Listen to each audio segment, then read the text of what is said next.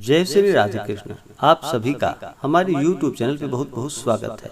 आइए सुनते हैं गुरुवार भगवान बृहस्पति देव की कथा। जो भी भक्त गुरुवार के दिन भगवान बृहस्पति देव का पूजन करते हैं, गुरुवार का व्रत करते हैं, भगवान बृहस्पति देव की कृपा से उनके सभी दुख और कष्ट दूर हो जाते हैं तथा सभी प्रकार के सुख और समृद्धि की प्राप्ति होती है। भगवान बृहस्पति देव अपने भक्तों की सभी इच्छाओं को पूर्ण करने वाले हैं। गुरुवार के दिन भगवान बृहस्पति देव को प्रसन्न करने के लिए गुरुवार के दिन केले के वृक्ष में गुड़ मिश्रित जल डालना चाहिए। भगवान बृहस्पति देव यानी केले के वृक्ष के नजदीक एक दीपक जला करके भगवान बृहस्पति देव को पीले वस्तु का नैवेद्य अर्पित करनी चाहिए। विशेष करके भगवान बृहस्पति देव को गुड़ तथा चने की दाल का भोग लगाना चाहिए। इससे भगवान बृहस्पति देव अति प्रसन्न होते हैं और गुरुवार व्रत का कथा श्रवण करना चाहिए। भगवान बृहस्पति देव का वास केले के वृक्ष में माना गया है। जहाँ पर केले का वृक्ष ना हो तो आप घर पर ही भगवान बृहस्पति देव का फोटो या प्रतिमा रख करके उनका पूजन करें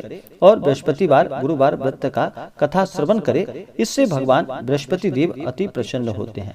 गुरुवार के दिन कुछ बातों का ध्यान भी रखना चाहिए, जैसे कि गुरुवार के दिन बाल दाढ़ी नहीं कटवानी चाहिए, नाखून नहीं कटवानी चाहिए, सर्फ साबुन का भी प्रयोग नहीं करना चाहिए। इस दिन शुद्ध और सात्विकता का पालन करना चाहिए। भगवान बृहस्पति देव का पूजन करना चाहिए। किसी के ऊपर क्रोध नहीं करनी चाहिए। किसी के प्रति अपने मन में ईर्ष्या या द्वेष का भाव नहीं लाना चाहिए। धर्म का आचरण करना चाहिए। अपने से बड़ों का सदा ही आदर और सम्मान करना चाहिए। श्रद्धा भक्ति भाव के साथ भगवान का पूजन करना चाहिए। इससे पुण्य फलों की प्राप्ति होती है। तो आइए सुनते हैं गुरुवार व्रत की कथा। तो बोलिए प्रेम से भगवान बृहस्पति देव की जय। बहुत समय पहले की बात है कि प्राचीन काल में एक बहुत ही निर्धन ब्राह्मण था। उसके यहाँ कोई उसकी संतान ना थी, लेकिन वह नित्य पूजा पाठ किया करता था। उसकी पत्नी ना तो स्नान कभी करती थी और ना ही किसी देवता का कभी पूजन ही किया करती थी। इस कारण ब्राह्मण देवता अत्यंत दुखी रहते थे। अपनी पत्नी को बहुत समझाते, किंतु उसका कोई परिणाम ना निकलता। भगवान की कृपा से ब्राह्मण के यहाँ एक कन्या का जन्म हुआ। अब कन्या बड़ी होने लगी और प्रातः काल स्नान करके वह भगवान विष्णु का जप किया करती थी और बृहस्पतिवार का व्रत भी करने लगी। पूजा पाठ समाप्त कर जब पाठशाला जाती तो अपनी मुट्ठी में जौ भरकर ले जाती थी और पाठशाला के मार्ग पर डालती हुई जाती थी और फिर लौटते समय वही जौ स्वर्ण के हो जाते थे। उसको बीन कर अपने घर लेकर के आती। एक दिन वह बालिका सूप में उन सोने के जौ को फटक कर साफ कर रही थी कि तभी उसकी माँ ने देख लिया और कहा कि बेटी, सोने के जौ को फटकने के लिए सोने का सूप भी तो चाहिए। दूसरे दिन गुरुवार था। कन्या ने फिर से व्रत रखा और भगवान बृहस्पति से सोने का सूप उनसे देने की प्रार्थना की और कहा कि हे प्रभु, यदि सच्चे मन से मैंने आपकी पूजा की हो तो मुझे सोने का सूप प्रदान करो। भगवान बृहस्पति देव ने उसकी प्रार्थना को स्वीकार कर लिया। अब रोजाना की तरह वह कन्या जौ फैलाती हुई पाठशाला चली गई। जब पाठशाला से लौटकर वह जौ बीन रही थी तो भगवान बृहस्पति देव की कृपा से उसे सोने का सूप प्राप्त हुआ। अब वह उसे अपने घर लेकर आ गई और अब उस सोने के सूप से सोने के जौ को साफ करने लगी, परंतु उसकी माँ का वही रंग ढंग रहा। एक दिन की बात है। कन्या सोने के सूप में जब जौ को साफ कर रही थी, उस समय उस नगर का राजकुमार वहां से निकल रहा था और राजकुमार कन्या के रूप और कार्य को देखकर वह उस पर मोहित हो गया। राजमहल में आकर वह भोजन तथा जल को त्याग कर उदास होकर लेट गया।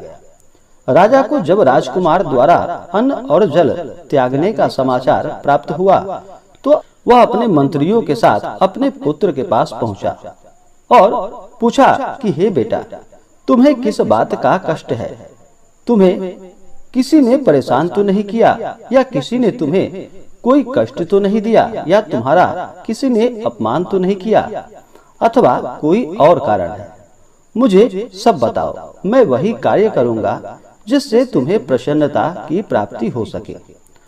अपने पिता की बातें सुनकर राजकुमार बोला कि हे पिताजी, मुझे किसी बात का कोई दुख नहीं है, किसी ने मेरा अपमान भी नहीं किया है, परंतु मैं उस लड़की के साथ विवाह करना चाहता हूँ जो लड़की सोने के सूप में जौ को साफ कर रही थी। राजकुमार ने राजा को उस लड़की के घर का पता भी बता दिया और फिर राजा ने अपने मंत्री को आदेश दिया। मंत्री उस लड़की के घर गया। मंत्री ने ब्राह्मण के समक्ष राजा की ओर से निवेदन किया। कुछ ही दिन बाद ब्राह्मण की कन्या का विवाह उस राजकुमार के साथ संपन्न हो गया। कन्या के घर से जाते ही ब्राह्मण के घर में पहले की भांति गरीबी का निवास हो गया।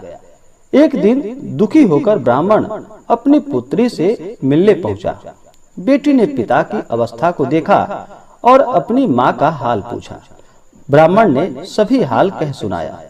कन्या ने बहुत सा धन देकर अपने पिता को वहां से विदा कर दिया, लेकिन कुछ दिनों के बाद फिर वही हाल हो गया। ब्राह्मण फिर अपनी कन्या के यहाँ गया और सभी हाल अपनी पुत्री से बोला। तो पुत्री बोली कि हे पिताजी, आप माता जी को यहाँ लिवा लाओ, मैं उन्हें वह विधि बता दूंगी जिससे कि गरीबी दूर हो सके। ब्राह्मण देवता अपनी स्त्री को साथ लेकर अपनी पुत्री के पास राजमहल पहुँचे। तो पुत्री अपनी माँ को समझाने लगी कि हे माँ, तुम प्रातः काल स्नान आदि करके भगवान विष्णु का पूजन करो और बृहस्पतिवार का व्रत करो तो सब दरिद्रता दूर हो जाएगी। परंतु उसकी माँ ने उसकी एक भी बात नहीं मानी। वह प्रातः काल उठकर अपने पुत्री की बच्चों का जूठन को खा लेती थी।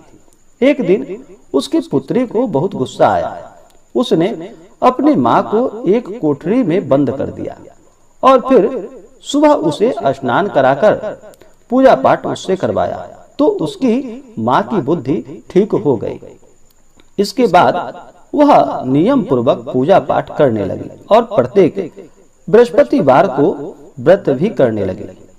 और फिर बृहस्पतिवार के व्रत के प्रभाव से उसे सभी प्रकार के सुख और समृद्धि की प्राप्ति हुई। मृत्यु के बाद वह स्वर्ग को गई। वह ब्राह्मण भी सुख पूर्वक इस लोक का सुख भोग कर अंत में स्वर्ग को प्राप्त हुआ।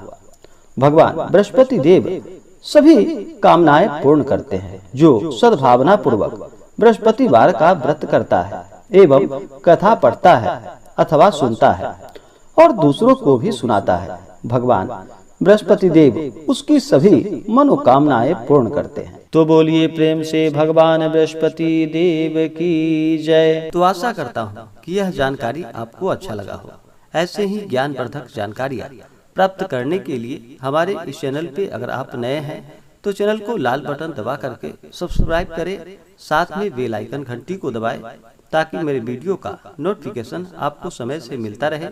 वीडियो को लाइक करें, शेयर करें, सुखी रहें और स्वस्थ रहें। जय श्री राधे कृष्ण। धन्यवाद।